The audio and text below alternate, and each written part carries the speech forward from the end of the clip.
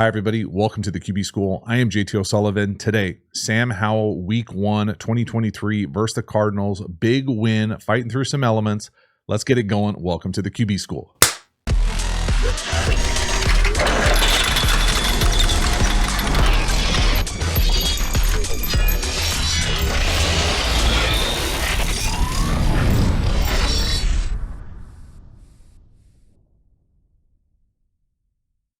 Before we dive into the video, a quick reminder about the Quarterback School Patreon community. This group is the foundation, the bedrock of this channel. If you're looking to support the channel and get even more Quarterback School content, hop over to the Quarterback School Patreon community. The link is in the video description. Join, become a member. I appreciate your support. As for this video, let's get into it. Sam Howell, Week 1, 2023. Big play action, curl down here to the bottom. No up top. Yes to the bottom. Rip it. Sam Howell, for my money, good deep ball thrower. Got a little bit more wiggle and athleticism. Can run it a little bit better than people think. Right here, no to the left. Yes to the right. Nice clean pocket.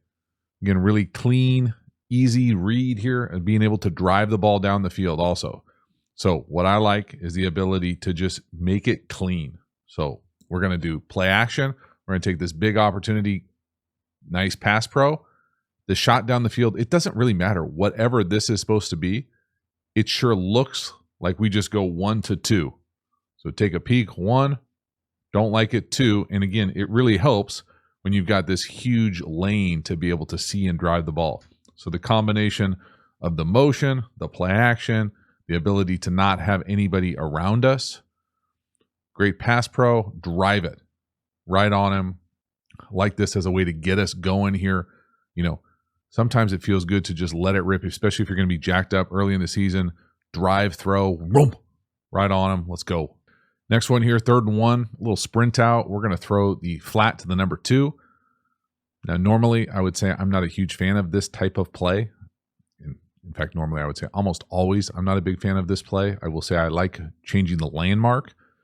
But what's going on defensively here? I have no idea. Normally, I would say if we're going to run this kind of sprint out, what a lot of people would call sprint option back in the day, so just stay on the run, throw flat. Well, if we're going to do this, normally the number 1 here, we would kind of be inverted, I would say normally. So we would go, the number 1 would be on the ball, the number 2 would be off. At least it's a stack formation. And we would run like a little pick or rub in here and come out of it. This looks like, I don't know, man.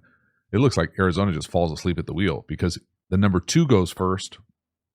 The number 1 goes second and just kind of falls in here. So who knows what the hell they're doing here on the back end. Whatever it is, it's not good enough. And this is way too easy of a 3rd down completion. So good on you, EB. I don't know how they thought that they were going to get that to work, but it worked. They were able to connect, 1st down. A little penalty after it as well, but that's way too easy. Next one here, touchdown pass. It's eventually going to go to the back. It really probably could end up going to a few different people. It looks like we're trying to work angle or short post to the back coming out of the backfield. It's not there. I love Sam Howell, the playmaker, creative arm angle. Find the back could have easily been to 82 as well. So from the back here, it looks like he plays this thing full field, right to left. So looking to his right, no, come back across.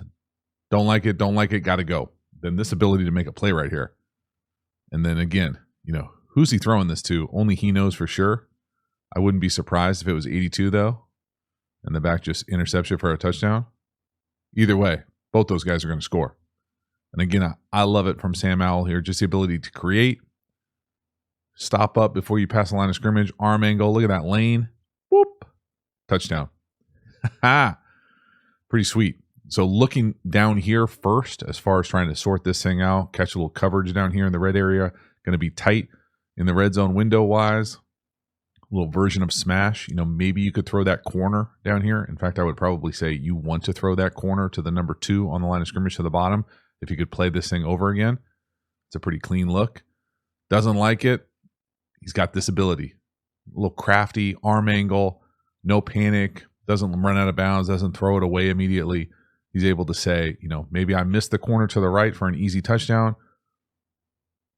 No panic, no bail. Okay, now I got to go. I'm not going to run. I'm going to create. And again, that's a pretty cool arm angle through essentially what, 6 guys? Really 4. Dot, touchdown, sweet. Next one here, 2nd and forever, 2nd and 21. To me, this is a bit of a funky design and then a pretty much a poor decision from Sam Howell to kind of force this thing late back across the field. I don't think that corner stop is ever there up top. Now it hits his hands, but this is probably just a bad decision. We either need to eat this, maybe potentially check it down, go run, try to create. You got a little bit of space in front of you. This one, it almost felt like he was intentionally hanging on this thing a little bit too long. The other thing I will say about this play is normally it's run with a comeback at the bottom. So again, because we're not in the quarterback room, we don't know exactly how they're being told to read this. But if that's a 7 stop, this is what I'm used to calling like a middle search, kind of like a stick search route here. For my money, when you see this type of concept together, the outside guy usually has a comeback. Okay, very rarely, if ever, would you just run him on like a random go to clear out. The reason you would run him on a go is if you have this on like a deep out as like a clear, but they don't. So for my money, we probably don't get the right route here, or I hope we don't get the right route here, because that's not the great use of space, horizontal stretch. But there's nothing really there other than the fact that we got to go. So at the top of this drop, where do you want him to go? If we had that comeback to the bottom, potentially you could throw that. You've got a safety sitting right in that kind of middle area. Baker's just kind of taking away the 2 and the 3 by not moving. So we either got to go here or we got to throw it away. What we can't do is like back across the field. I mean, look at that 7 stop up top. It's never there. I really dislike those routes versus man coverage as well, but that's just me. No separation at the top and kind of a forced, just muddy, murky decision. So if there were things that kind of like didn't go Sam Howell's way this game, it was stuff like this. We're like, we don't have to do that. You don't have to do that. I think your feet would tell you right here, you got to go. You got a violent movement to get out of there. If you don't like it right here, just go. Get out, either extend to your left or get what you can get. But don't late across the field to a tight coverage. That's tough. Next one here, 1st and 10, interception. This is a tough one because technically the interception looks like it's tipped here. So it's not really on the throw. I would say potentially the clock in Sam Howell's head here needs to be just played a little bit faster. And I don't think he would be wrong by getting to the check down. So to me here, there's just a few too many hitches, and those things usually result in bad things. So for me, this little inside squirrel to me just is out, up, and then you turn out again like a comeback. A number of teams, Washington specifically, runs it more curly at the top. So double move and then deep curl. Well, this takes forever. This takes forever. And so for me, when we do this play action, we hit our back of our drop. You might give it a hitch, 2 hitches, 3 hitches, but when you're starting to like drift, you just get it down. I mean, and it's sickening when you throw a pick and you look at the check down. And if you just would have played it in the rhythm and tempo it's designed to be played, the ball goes to the check down. So no, check down. As opposed to forcing it. Or if you don't like it, go up top to the in. It's taking forever, in. And I just think he hangs on one here, waiting. You can see the in up top is already open. So it's never good when the number 1 read is not there yet and the number 2 is. I mean, everybody's open except where you throw it.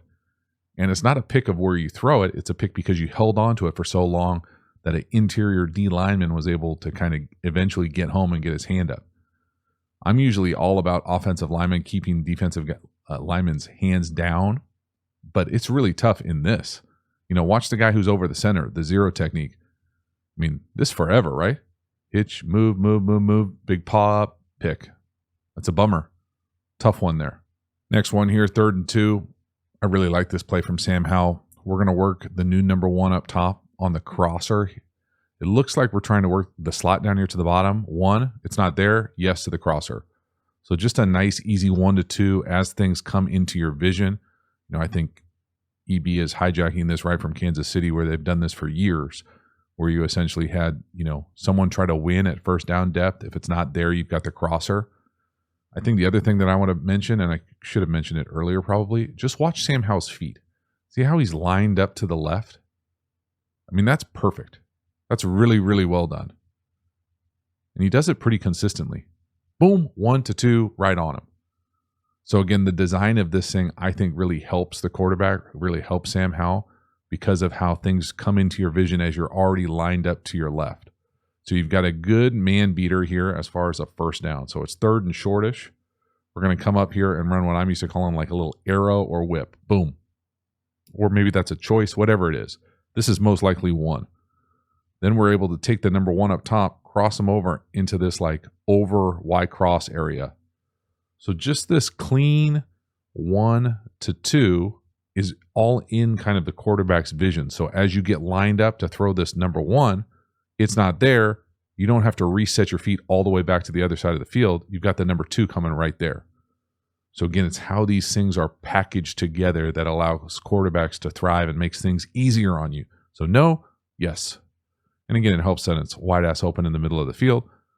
But again, I think Sam Howell's doing a really nice job of taking advantage of some well-designed drop-back games, giving you multiple runaway opportunities. There's not a lot of static routes.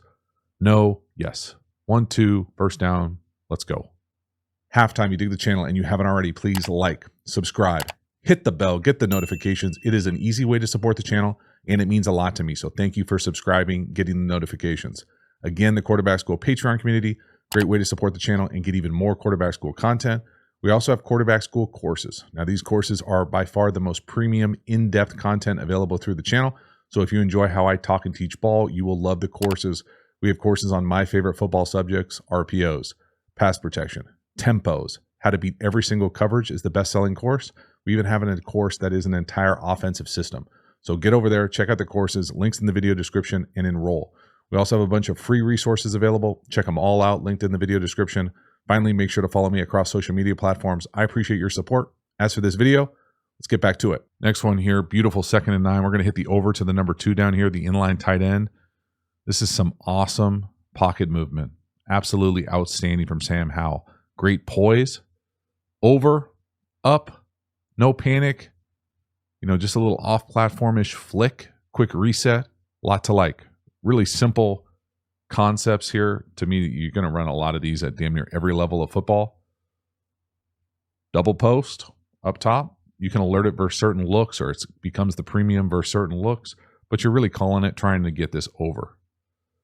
And there it is. I think it's paired most often with a shallow right here. So you get this multiple layers and levels at different areas of the defense. So just a really nice job. And again, the pocket movement makes this an even better, more impressive throw for me. Over, up. You can see the double post clear it out for you over there. Even with the DB running with the over. Really nice ball. That's outstanding. And again, from the back here, you can really appreciate the pocket movement. 5-step drop, over, up, quick reset. I mean, it's really subtle but clean. He doesn't bail. Some nice pass pro too. Who took the shot off with it? That was a right guard. Jesus, watch the right guard. Thunder. Oh. And you don't see a lot of right guards make that move right there. That's pretty impressive. I don't even know what you would call that. It's almost like a reverse molly. A yalom. Boom. Great throw. Big play. This was a bit of a weird miss for me. This is going to be the slot to the bottom on what I'm used to calling like a Y cross air raid type throw. And it's just behind him. I don't think there's anything necessarily like, fundamentally breaking the bank here. I think he's a little toesy. He's always a little toesy. He's a little bounce around, a little erratic with his feet. He's always kind of a little erratic with his feet, in my opinion. Now, maybe, well, I'm not even going to say that. I don't think anything is wrong with this other than the output, if I'm being honest. So some iteration of smash, corner, get a little collision up there, fall down, where the ball ends up going. I mean, this looks like a lot of like high school routes. I mean, you're going to run this type of stuff. It's an easy right to left read. I think everything is there except maybe, just calming down the lower half, calming down the feet. So you're not so like frantic, like I'm over here. I'm over here. Like there's so much like craziness to the lower half that it makes it harder to be precise with your ball location as opposed to a more polished, smooth movement. But I mean, I think I'm being a little picky there. I think we just need to put it where we want. Sometimes when you're on these crossing routes, it's easy to track the receiver. And when you track the receiver or look right at him, the ball will tend to be behind him. versus if you're looking like to the area where he's going. So see the helmet stripe kind of look like right at him versus where you're throwing it. Again, that's missing by, I would say, 2+ yards. It's got to be way out in front of him to hit him in stride here. Just a weird miss. And I think he's, he probably is going to throw it right there. Doesn't. And now he's like, and kind of always closed and never quite locked in. Nice job here from Sam Howell, ripping the in up top to the number 2. It looks like the number 1's running a choice or an option. And he kind of feels that interior second level defender squeeze out to the choice. So number 10 to our right, he's going to squeeze out, and then we kind of wrap it right behind him. So just a really nice job feel for this thing. Who knows what their read is for this. Normally when you run some iteration of what I'm going to call as a choice or option here by the number 1. So he's coming up, and you can tell it's a choice or an option by the release. Like it's kind of slow, and then he runs out. Well, right here, it's paired with this in. Well, it's kind of hard to read those two things together when they're kind of going in different directions. But what I can tell you about the in is that when this player right here kind of squeezes out, and then we get this player matched to the number 3. So there's there's 2 eligibles up here. There's 3 eligibles over here. So if this middle of the 3 linebacker types is going to match to the number 3 at all, so turn this way, well, then it's going to create this potential window for us to take advantage of. So just kind of how the things work. I think he does a really nice job taking advantage of it right here. And you can see that kind of middle area open up. So when the mic, essentially runs and mans up with the back, it's like the parting of the Red Seas. Literally. That was on accident, but it worked out. You're welcome. Again, nice rhythm to it. Right on him. Again, I love a good in right down the hash. Get it going here. 2-minute situation, a little tempo. Whoomp. Right on him. Let's go. This is a rough one on many levels. 3rd and 10, strip sack, score, all bad. I don't necessarily love the scheme here either, just with the spacing of the 2 and the 3 and the closing half the field. It obviously ends up in a disaster here.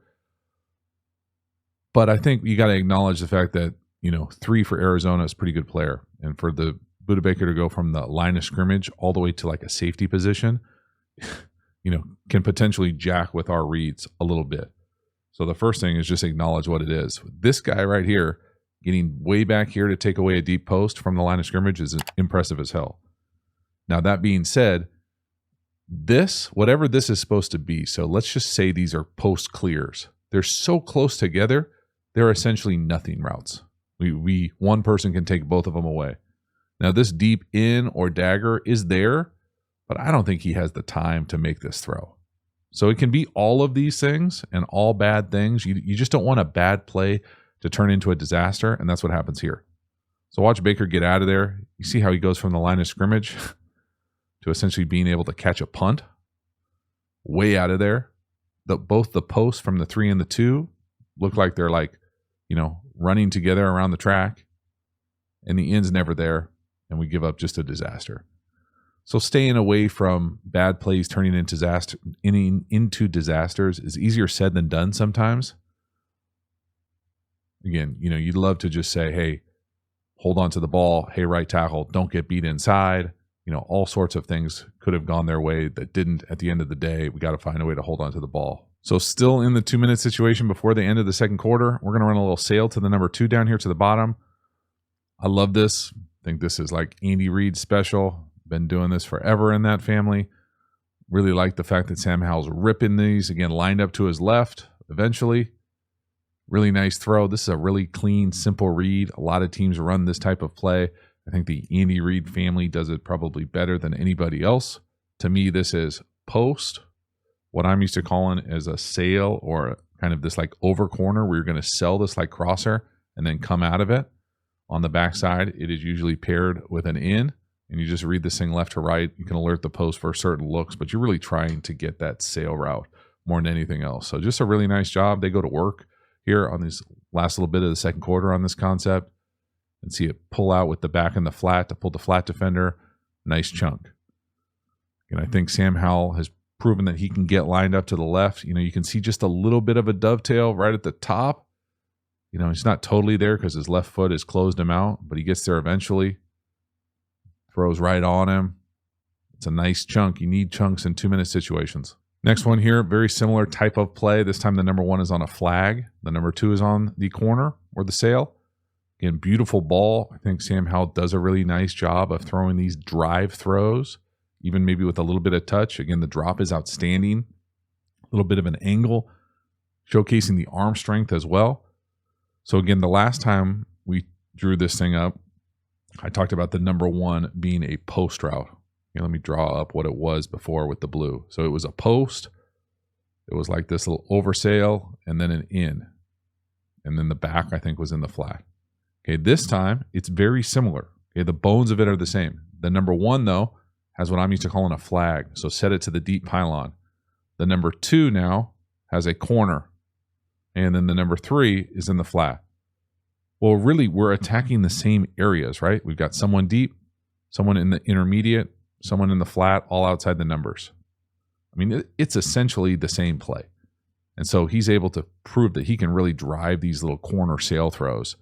And it's a really nice job dialing it up from EB, giving yourself a chance to score right before the quarter, especially when you're going to get into a monsoon in the second half. Watch the draw. Yo, let's go. I love it. I love it. I don't love the heel click, but I love being lined up, driving that thing. It's a hell of a throw. Let's go. 3rd and 7. It's going to be a scramble touchdown run. The only play we're going to show from the second half after the rain. I think this is actually a really cool design. I don't think it works out exactly how they want it to, but it does showcase Sam Howell's ability to run and create. Again, he's a better runner than many people think. It's not there. Go. I mean, this looks like UNC quarterback draw time back in the day. I really like this concept. It's a little bit unique, and I'm all for a little bit unique. Let's be a little bit innovative. Fast 4, right? So we're getting this fast tear gash motion to the right to be the 4th eligible all to that side. It looks like what we're going to do here is what I'm going to call mesh by the 1. So we're running mesh this way and the 2 this way. Now that's not the interesting part. The interesting part here for me is that it looks like we're trying to get what I'm going to call a Dino here. So almost like a post, corner, post back over here. And really what happens is the corner does a nice job of just eating this up, collisioning this, and it's not there. You couple that with what I'm going to call is like this crosser to the backside pylon. So like a runaway, like you used to see a lot that the Chiefs used to get back in the day with Tyreek Hill. Just pure speed. Just I'll see you at the back pylon, like a fade through the field. And so we've got a bunch of runaway options. I love all the runaway options. I think the Cardinals do a decent job of sorting this out and making this really difficult on Sam Howell. But this is what he does. This is the skill set he brings to the table. He can go create a little bit, be a physical runner at the goal line if he has to be. That's a hell of a job. I love the ability that if it's not there, to go tuck it and get it yourself. No, out of structure, touchdown. Let's go. So that is a wrap. Sam Howell, Commanders, finding a way to get a win in kind of a tough element situation. Not necessarily a great opponent, but I'm impressed with the way that Sam Howell was able to play and kind of find ways to take advantage of his skill set. So driving the ball down the field. Some pretty cool design from Bieniemy to get us going. I also love the fact that Sam Howell can create a little bit, whether he's getting outside the pocket and throwing off platform, touchdown, outside the pocket, running it. He's a better runner than I think people realize. So coupling those things together, really nice job, big performance in a week 1 win. Now, were there things that we can improve upon? Absolutely. I think just the ability to kind of listen to your feet and the timing and rhythm of these things as opposed to maybe hanging a tick too long. Although he did do a really nice job of moving in the pocket and driving the ball down the field, it's when you move or buy time and all of a sudden you're like, and then trying to force something late down the field, usually good things don't happen. So just finding that sweet spot for what that looks like. But when he's playing in time, in rhythm, driving the ball down the field, pretty sweet start. Let me know what you thought. Let me know who you want to see next. I will see you next time. Have a good one.